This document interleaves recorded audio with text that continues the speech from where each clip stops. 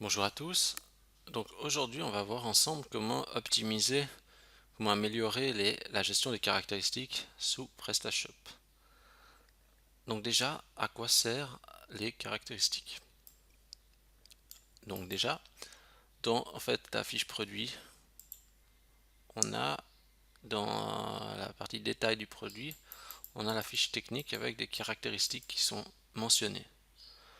Alors ça peut être utilisé pour la comparaison de produits, typiquement dans les catégories, hein, quand on navigue, on peut faire la comparaison de produits.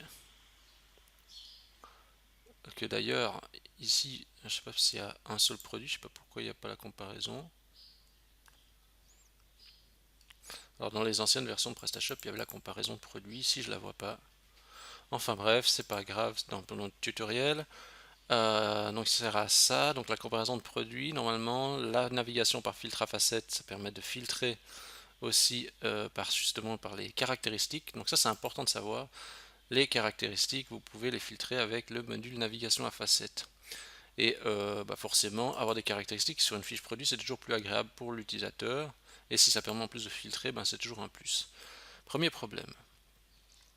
Vous voyez déjà où c'est mis les caractéristiques. Il faut déjà penser à cliquer là-bas dedans et aller voir l'information là. Donc c'est pas très pratique. Donc les caractéristiques pour information, donc ça se gère donc dans la partie catalogue. Il y a attributs et caractéristiques. Donc vous pouvez créer des caractéristiques. En fait, c'est comme un tableau d'information, c'est ça qui est important. Un tableau d'information qui va être utilisé sur chacun des produits. Donc vous voyez là par exemple ce que j'ai comme caractéristiques, j'ai hauteur, largeur, profondeur. Ce qui est important d'utiliser les caractéristiques, c'est surtout pour des choses qui sont liées à votre profession. Par exemple, si vous êtes dans je sais pas, le domaine du vin, ça peut être par exemple d'avoir, je sais pas, le cépage ou euh, l'année, le millésime, etc., ce genre d'informations, ou le type de vin, enfin bref. En gros, ce qui est important, c'est de donner un maximum de caractéristiques pour que ça fasse un petit tableau sympa sur la fiche, et aussi que ça puisse toujours servir pour le filtre et la recherche. Euh, Maintenant, on va aller voir sur un produit comment c'est mis. Donc là, c'est le numéro 1, hein, donc on va aller regarder sur l'article, le premier article, et on va voir comment ça a été mis. Donc ici, là, vous voyez, on a les caractéristiques qui ont déjà été ajoutées, composition, style, propriété. Alors, il y a juste une petite chose à savoir, c'est si vous mettez une valeur personnalisée, normalement, le filtre automatique ne fonctionne pas. Le filtre, donc la navigation à facettes, ne fonctionne pas avec ça. Donc, si vous utilisez des valeurs prédéfinies, par contre, la navigation à facettes qu'on voit ici dans la partie catégorie, normalement doit fonctionner avec ces informations. Donc, vous voyez, composition et style, c'est des informations qui sont dans le produit. Donc, il faut que les valeurs soient prédéfinies pour que ça fonctionne avec la navigation à facettes. Enfin, c'est pas ce qui nous intéresse aujourd'hui, mais on a justement des informations qui sont déjà prédéfinies. Donc, vous pouvez créer vos propres caractéristiques et les associer au produit. Donc, ce qu'on va faire maintenant, c'est on va voir un petit peu, faire une petite intégration améliorée.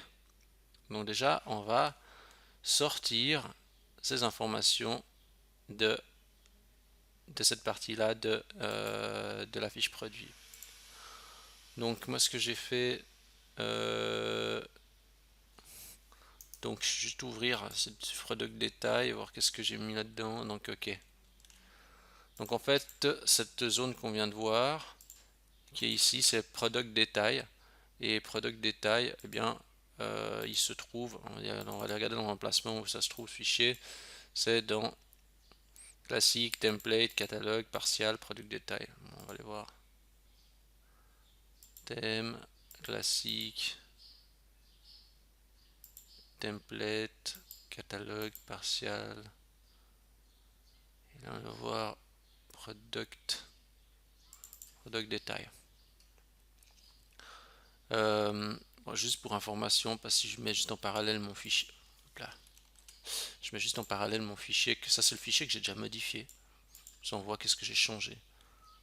Vous voyez en fait il y a un endroit, c'est le bloc feature product ici. Mais en fait ce que j'ai fait c'est que moi j'ai juste mis en commentaire ça. Hein, là. En fait c'est juste pour masquer ce bloc qui ne nous intéresse pas. Là, je vais en fait recharger ma page pour voir si ça disparaît. Puis voilà, ça a disparu. C'est ce qu'on recherche à faire. Ça, c'est la première étape, c'est masquer l'élément. Maintenant, on va essayer de greffer cet élément sur, sur la fiche produit. Donc là, j'ai un autre fichier qui s'appelle product.tpl. Je vais aussi l'ouvrir. Je vais rechercher où j'ai mis mon commentaire. Voilà. Alors, dans votre template, ça se trouve,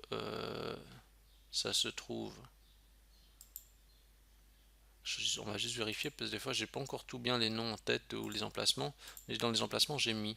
Donc on voit que le product.tpl c'est dans thème, classique, template, catalogue, product.tpl. Thème, classique, template, catalogue, product.tpl. Donc c'est celui-là. Donc ce que j'ai regardé c'est où j'ai mis ça en fait juste avant la div product action. Alors, vous pouvez aussi copier directement coller le fichier, mais là je vous montre quand même par étapes pour qu'on comprenne un petit peu ce qu'on est en train de faire. Donc en fait ce que je vais faire c'est que je vais faire afficher ces caractéristiques juste avant la partie, enfin sur ma fiche produit avant cette div product action. Donc je copie-colle mon code là. J'ai toujours mis entre accolades, hein, donc alors, je vais laisser comme ça pour l'instant. Je vais juste faire un copier-coller du code et j'ai rechargé ma page. Alors ce qu'on voit, ce qui s'est passé, c'est alors on a la fiche technique qui apparaît. Donc on a mention fiche technique. Bon après ça, si vous voulez enlever, bah, vous enlevez, hein, vous avez juste enlevé ce bout de code. Et puis on a la liste de sous-composition, coton, style, propriété. Donc c'est quand même mieux de voir ça que d'aller en bas là, cliquer, puis voir ce qu'il y a dedans. C'est quand même beaucoup plus cohérent. Maintenant, une autre petite chose, c'est ce que j'aimerais pouvoir, c'est euh, en fait faire afficher une petite icône sympa pour chacun des éléments. Ça veut dire que voilà, par exemple pour composition, il y a une petite icône qui apparaît, pour style et pour propriété. Alors, j'ai regardé un petit peu et alors, j'ai dû intégrer la librairie fond Awesome. Je sais même pas si j'espère que je prononce ça juste.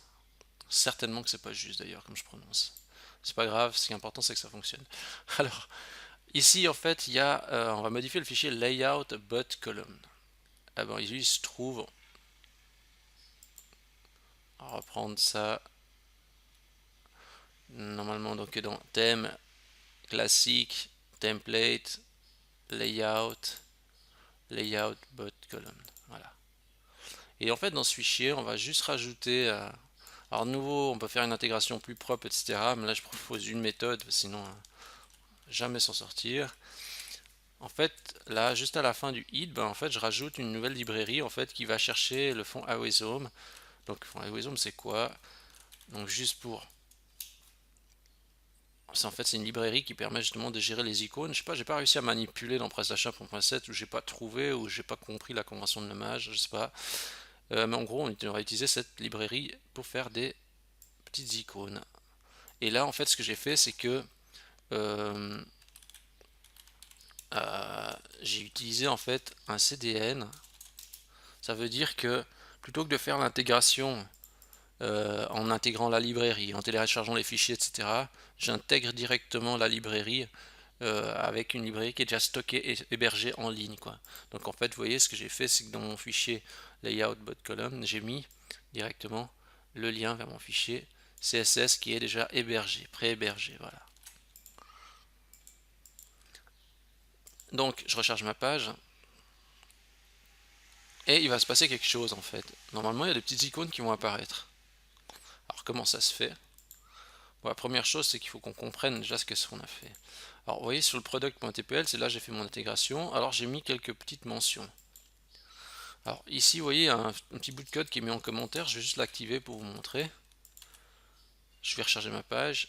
Et si on regarde là, on voit que c'est écrit 5, 6, 7. Ça, c'est l'identifiant en fait de la caractéristique. Et plus bas, en fait, je dis, ok, si l'identifiant de la caractéristique c'est 5, alors affiche l'icône telle et telle. Si la caractéristique l'identifiant de caractéristique égale 6, alors je fais afficher ça. Si l'identifiant de la caractéristique égale 7, alors je fais afficher une map. Voilà. Et comment je sais qu'il faut mettre ça? Ben, tout simplement, je vais sur fond Awesome, je regarde quelque chose qui peut correspondre. Je sais pas, je me dis, tiens, j'aimerais bien mettre, allez, une voiture, par exemple, pour celui-là. Alors je dis, voilà, si, au lieu de mettre pour le septième, pour le dernier de la liste, je vais mettre une voiture. J'ai juste copié mon code là. Et maintenant, si je recharge ma page, je vais avoir une voiture à la dernière position. Voilà. En fait, je fais juste de copier-coller le code qui correspond à l'icône. Alors, vous pouvez mettre aussi une petite icône que, bien sûr, on pourrait imaginer de mettre une image directement. Hein. Là, moi, je disais fond réseau, mais avec une icône. On pourrait imaginer de mettre un lien vers une image. L'inconvénient, c'est que on peut moins customiser l'image, on peut pas appliquer des CSS, des règles, on peut pas agrandir. Avec ces icônes-là, vous pouvez établir des règles CSS, augmenter la police, modifier la couleur, etc., le rendu, chose qui n'est pas possible avec une image classique. Donc c'est plutôt sympa, hein, donc je pense que c'est quand même plus cool d'avoir une présentation de ce type. Après, bon, là j'ai enlevé le tableau, hein, donc j'ai juste mis le texte tout simple. Après, vous pourrez ajuster comme vous aurez envie avec des règles CSS personnalisées. Maintenant, on va aller voir quelque chose d'autre. Ce que je propose qu'on fasse, c'est qu'on fasse afficher les caractéristiques ici, sur nos produits. Alors, pour ça, j'ai justement déjà expérimenté quelque chose, un petit bout de code qui peut peut-être donner satisfaction. C'est le product détail que j'ai mis comme est-ce que c'est le product détail? Non, je suis en train de dire quelque chose de faux. Excusez-moi, c'est dans miniature, hein, il faut prendre le fichier product dans miniature. Donc il s'appelle les deux products, hein, si jamais, pas confondre, il y a un product pour la miniature et puis un autre. Hein. Donc on regarde ici en fait, dans le fichier on a sous catalogue, partial, miniature, on a un qui s'appelle aussi product. Voilà. Dans mon fichier, si on regarde, j'ai mis un petit bloc qui s'affiche justement avant. Regardez, si on regarde ici Product Review dans mon fichier, on a ça. Puis moi j'ai ajouté ça un peu avant le bloc qui se ferme. Voilà. Bien sûr, vous pourrez toujours copier vous-même tout le code directement, hein, mais là j'essaie de le faire quand même par étapes. Donc je rajoute ce bout de code à cet emplacement. Alors des fois je vais peut-être un peu vite, puis des fois je suis peut-être pas super organisé dans le sens que je vais, mais j'ai juste fait de copier ce code là. Voilà. Et maintenant je vais juste recharger ma page pour voir ce qui se passe. Et vous voyez en fait les caractéristiques sont remontées. Et ça c'est plutôt une bonne chose. Alors ça c'est plutôt même sympa, puisque finalement on voit pas ça souvent sur des sites, les caractéristiques sont affichées à ce niveau-là. Et ce qu'on va faire, c'est qu'on va faire comme petite customisation pour que visuellement ça puisse tenir la route, parce que là c'est un petit peu bizarre. Ce qu'on va faire, c'est on va ouvrir le fichier custom.css, on va l'ouvrir, je vais l'ouvrir, voilà, et j'ai mes règles qui sont déjà définies. Alors ça, je vais en fait ajouter dans mon fichier thème classique, asset, CSS, puis il y a le custom CSS. Maintenant, on va essayer toujours d'utiliser le custom CSS parce que j'ai eu des remarques comme quoi il fallait absolument utiliser ce fichier et pas mettre ça n'importe où. Donc vous voyez, je prends bien en compte les remarques que vous me faites. Voilà. Donc j'ai mis ça dans le fichier custom CSS et je vais recharger ma page. Et il ne se passe rien parce qu'il y a peut-être un problème dans le cache du navigateur. Alors j'appuie sur F12 de Chrome, je regarde que je suis bien dans l'onglet Network, je regarde que la case Disable Cache est bien activée et je recharge ma page. Et voilà. Alors regardez maintenant, ça fait vraiment bien. En plus, vous voyez, je me suis arrangé pour que mon aperçu rapide ne mange pas cette information, donc comme ça s'affiche correctement. Alors, ici c'est le même principe, hein, donc dans notre fichier product là, vous voyez, il y a toujours la même condition, si c'est la caractéristique 5, affiche telle ou telle icône, etc. Ah, il y a une petite variante quand même, c'est que j'ai mis limité à 3.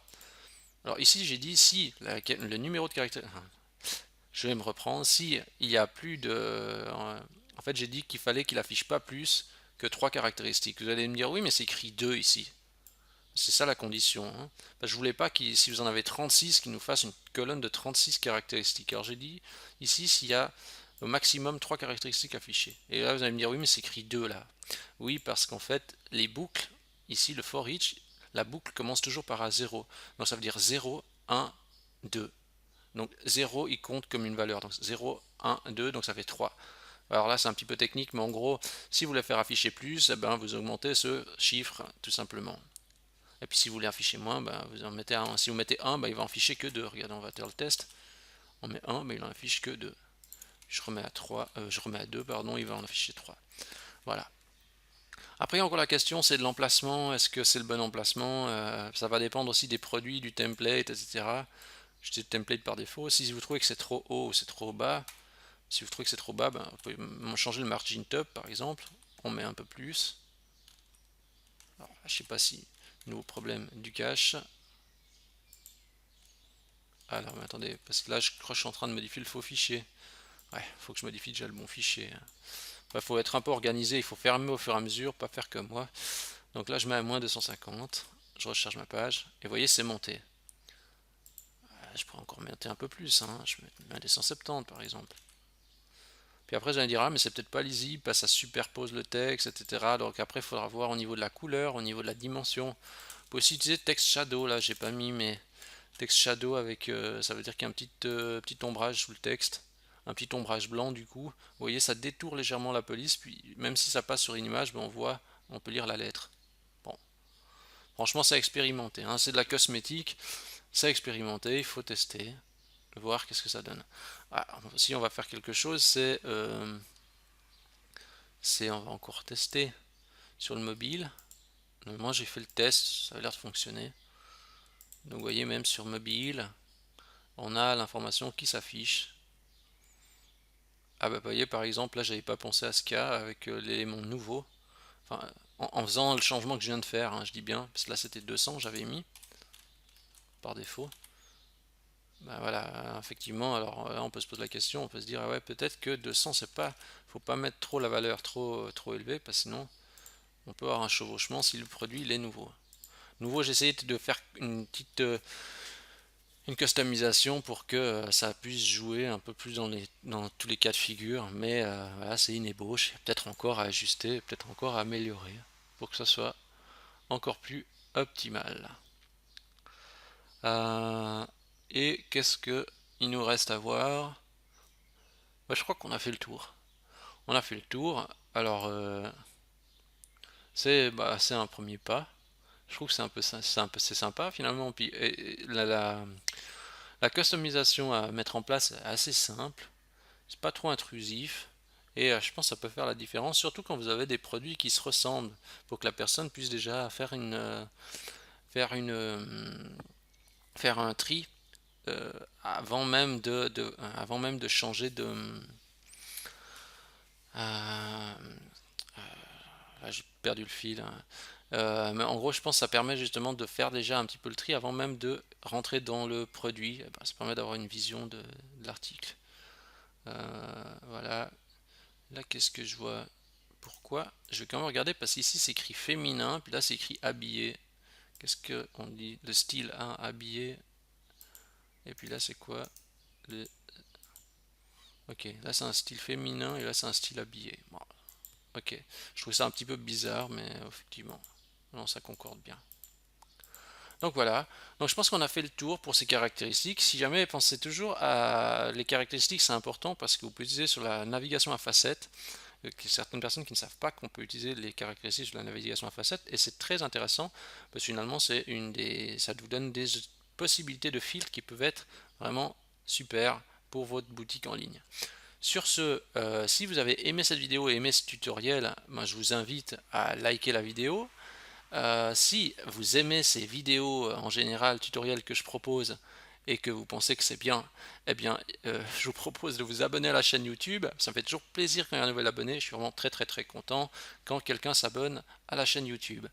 Et si vous avez des commentaires ou des remarques à faire ou des suggestions d'amélioration ou des propositions, n'hésitez pas à commenter et à faire le retour d'expérience que vous avez au niveau des caractéristiques, au niveau de cette optimisation. Sur ce, je vous remercie d'avoir regardé cette vidéo et je vous dis à la semaine prochaine.